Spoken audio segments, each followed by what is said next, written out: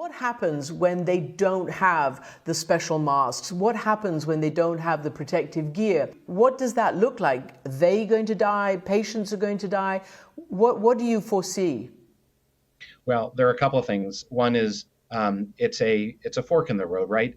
In Italy, the hospitals became a source of infection, where in other places like in Singapore, Hong Kong, South Korea, the hospitals were a protected space where they were able to take care of people and not transmit the infection.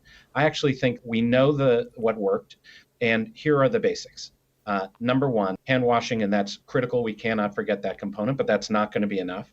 Second, in Singapore, Hong Kong, South Korea, it was that every worker had masks like these. This is a simple surgical mask.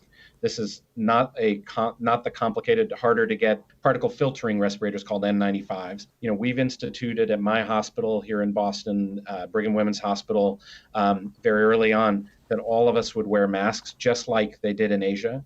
And the combination of that, hand washing, separating the respiratory patients into separate wards, separate clinics, separate teams, made a huge difference.